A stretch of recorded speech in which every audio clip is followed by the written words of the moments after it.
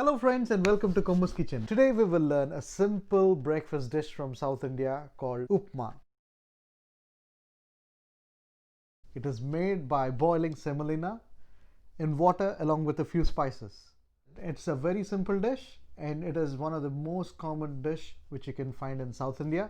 So let's learn how to make upma. For making upma, the ingredients are as follows. 1 cup of plain roasted semolina. I have roasted the semolina on medium heat for around 4 to 5 minutes until it changed color from white to slight brown.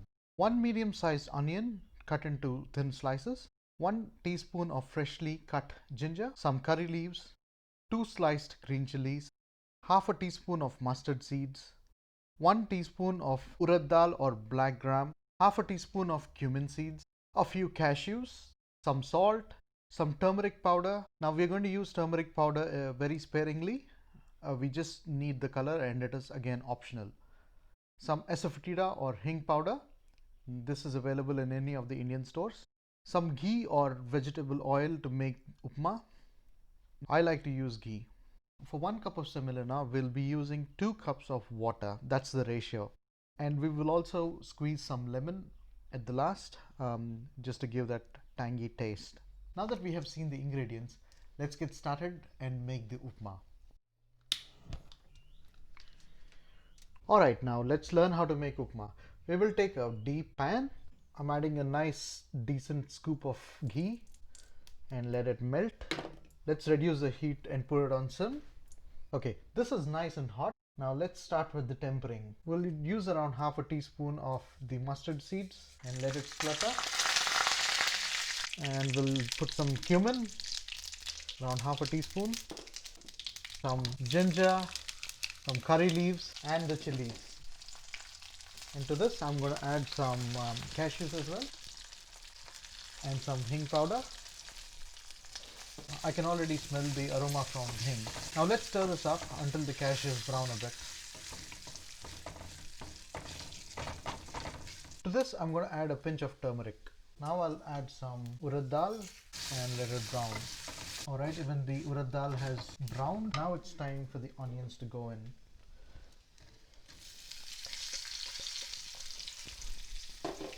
Now whenever we add onions, it's better to put in some salt. What salt does is it actually brings out the moisture from the onions. And now let's mix it again. We are not browning the onions here, so around 2 minutes of stir is good enough. Now let's add water to this. Now let's put the flame on high and let all this boil. Occasionally stir it and also check the salt. Let's need some salt. Okay, it is starting to boil now.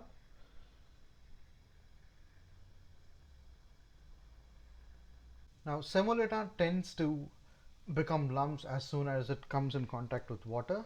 So to stop that from happening, we have to continuously stir it once we start putting the semolina. So let's lower the flame again. I'm going to put the semolina and I'll use the same ghee spoon which I have used earlier and I'll just give it a stir. And I'll keep mixing it while putting in the semolina little by little. By stirring it, we are simply preventing the semolina from forming into lumps. Now if you want it a little runny, you can add some more water to it. I'll make it a little runny. I'm going to turn off the flame now.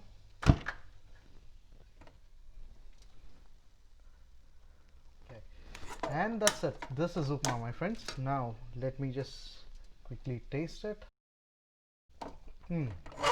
Just the way I wanted it, for sure. Alright, now it's time to serve the upma. I'm taking a big scoop and putting it on a plate. That looks yummy. That definitely looks yummy. And tastes yummy too. My mouth is already watering and this is actually one of my favorite breakfast dishes. If you have noticed, I have not put in the lemon in this pan here. That is because this is iron and this is citric acid. So this would definitely react with the cast iron pan or the iron pans, and it would give you a more um, uh, an acidic taste, and that actually spoils the taste of the upma. So I haven't put that in the in this cup, in this pan here. So let me just squeeze it on top of this. I'll add a bit of ghee to this again.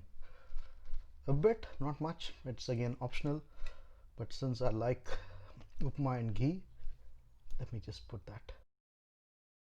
This is upma, my friends. And if you have liked this recipe, please make sure you hit the like button and also share it with your friends and family. If you've got any questions, put them in the comment section and I would be more than happy to answer them. And for more exciting recipes, please do not forget to subscribe to Kommus Kitchen. Happy learning, happy cooking.